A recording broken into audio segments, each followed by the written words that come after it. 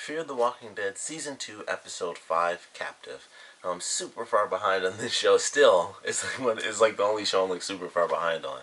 But trying to catch up to it, I really enjoyed this episode. I think this was a pretty cool episode that ended surprisingly well because, going off of the normal series, any rescue mission they do, it's like insane amounts of tension, but they also don't have like almost a dozen main characters. In Fear the Walking Dead, we have like half. Actually, we almost have a dozen. It's actually really close now, but it's still fairly new, so they probably aren't going to go through killing off too many people because they did do that at the end of the first season. They killed off one of the main characters, so I was really happy with the way it ended. I was glad nobody died. I'm like, man, it's so early in the series in general because the first season was only like 6 episodes, so it's not like we've still had just a ton of time with these characters and everything.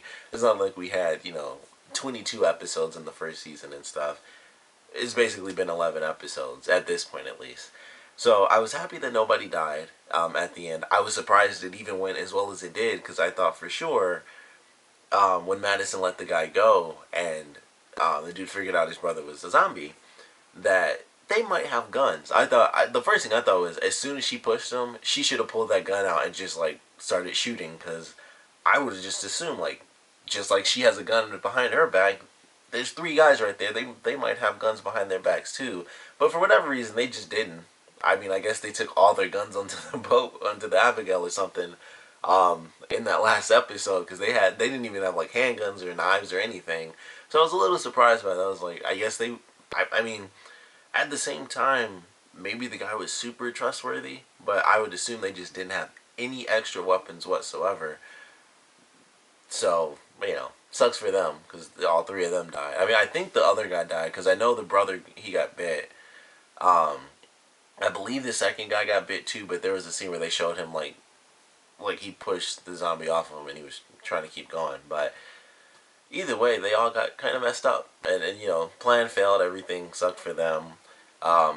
Alicia and Travis actually do escape by the end of this episode. And seemingly, once again, everything's fine. But I'm sure that issue could still come back to bite him in the butt. Because we find out a little bit about the radar and how all that stuff plays out.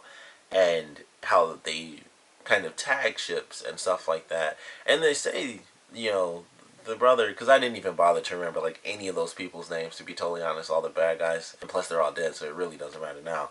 But the guy who was like stabbed in the stomach that Nick shot, or not Nick, I'm forgetting like some of the main characters. I keep like mixing up the characters sometimes, but the guy who got shot, who was traded as in zombie form, he was talking about like, oh, my brother has like a dozen people and he's got 5 boats and this and that, and they showed like 3 extra people.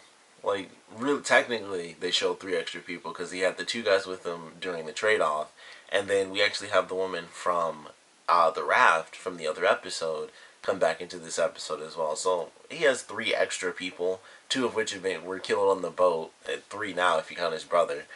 So there should still be quite a few other people that could go out if they wanted to bother with getting revenge and stuff like, oh, they killed our leader, basically.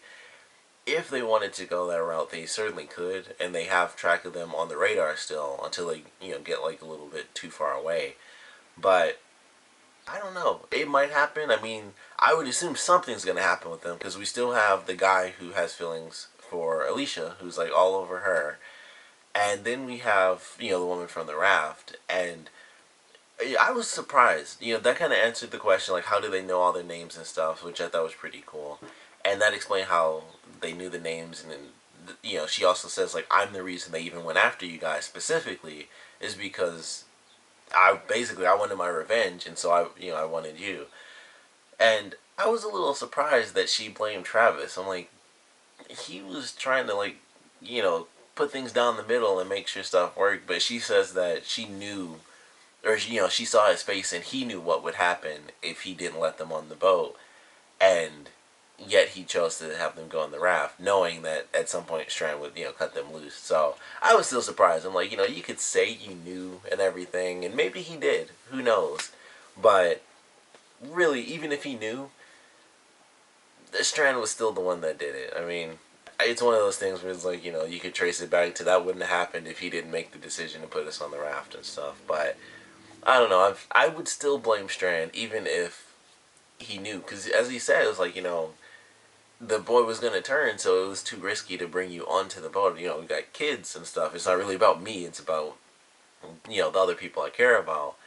And like I said, Strand, who doesn't give a crap about anybody or anything, he's the one who cut the rope. In the end. So I still, I personally, I just would have put the blame on Strand because he's ultimately the one that set us loose. Because it doesn't matter what was known. Strand was still the one that technically did it. That just cut them loose because he would have let them go with nothing. Like they wouldn't have had even a bit of water if it were up to Strand in general. So that's just my case blaming Strand. But she was mad, and she also kind of like disappeared in the episode as well. Like she showed up during that scene, and then she was gone.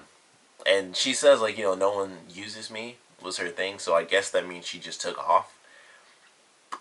And I'm assuming she'll come back again. I mean, they're doing some weird stuff with her character. I don't know where they're taking her or what they're planning on doing. But I mentioned before, they spent the time, making that little 17-minute thing where she's the main character. And obviously the boy didn't matter nearly as much as I thought. Like, he was like super wounded in the last episode and he's officially dead now. But she's alive, so she matters.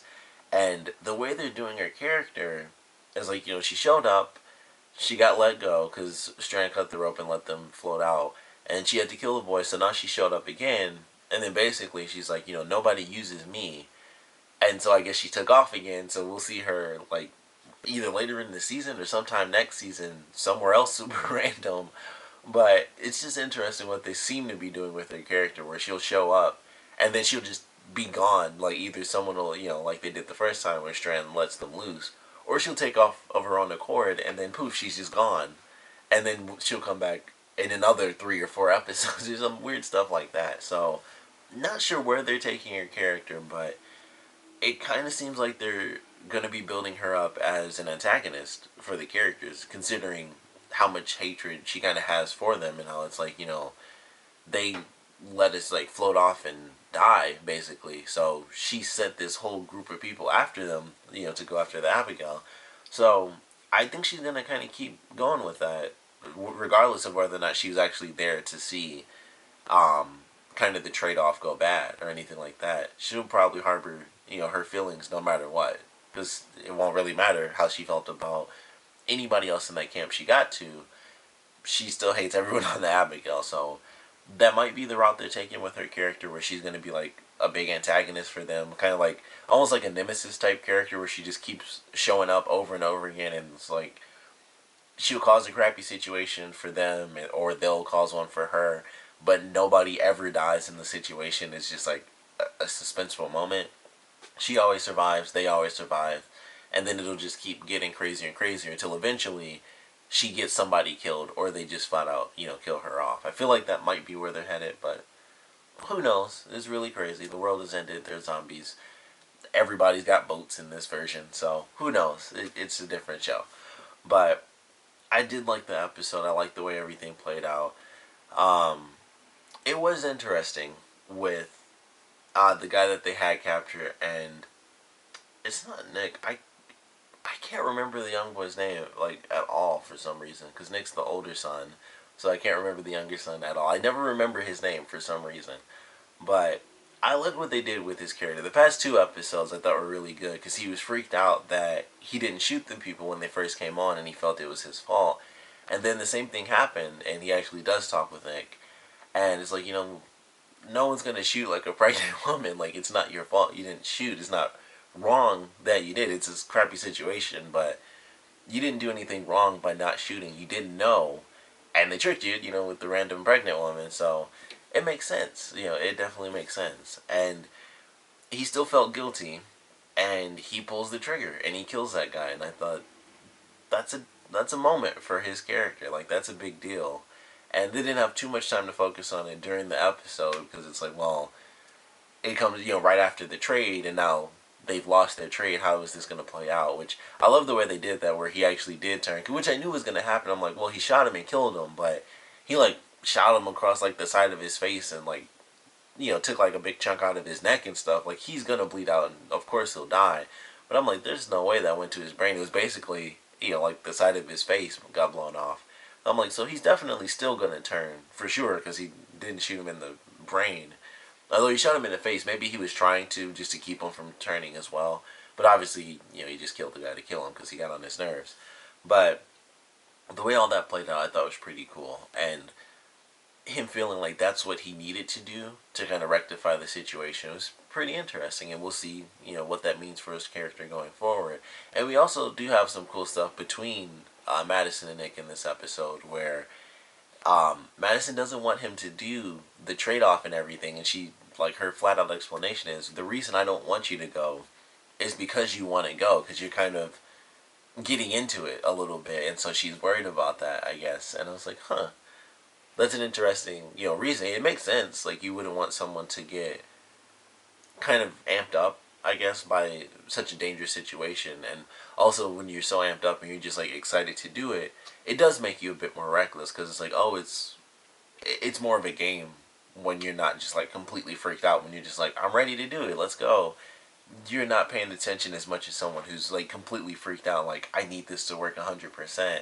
So there are, different checks and balances for that. So I thought she had a great reason for not wanting him to go. And we'll see what happens in this next episode, where apparently, I'm guessing they get to the border, and that's why everybody had to hide and all that stuff. And then that leads to somebody shooting up the boat and some other craziness, which could be the people coming back to get revenge on them. That could definitely be the case, but I don't know yet. Not just yet. I know I'm like 2 episodes behind, so you guys probably already know. But I definitely want to know what you guys thought about this episode, so please comment below. Let me know your favorite parts, your least favorite parts. And I definitely want to know if you guys think that, the rest of the people are going to come after the Abigail crew. Because if they're supposed to have like a dozen, which would, I guess, cut it down to like 8 people left or whatever, they might just let them go because there's no point. But we still have 2 characters who have actually survived that have shown up in multiple episodes. So we have, once again, don't know the names, but we have the woman on the raft. So she survived, like I said, I'm sure she'll show up again. And then we have the guy who has feelings for Alicia, who was upset that she was going to take off when her family came back and everything. So I'm sure they'll show up again, both of them, because they've been given enough time where it makes sense that they'd show up in a 3rd episode, or 4th for the guy. Well, technically 3rd, showing up visually. But I don't know. It's hard to tell. Like, I don't think they'd waste their time going after them for revenge. Like, oh, you killed our people. It seems too early for that, but at the same time, they were also robbing a bunch of people and killing everybody anyway. So, it's hard to tell, because if anyone's going to do it, it would be the pregnant girl. She seems to be the only person left out of, like, the 4 people that took over the boat. She seems to be the only one left that's like, I want to kill and hurt other people. She's that type of character. So that might happen where she kind of leads a revolt a little bit, like, hey, we need to get them because they killed our people and stuff like that, just for revenge sake.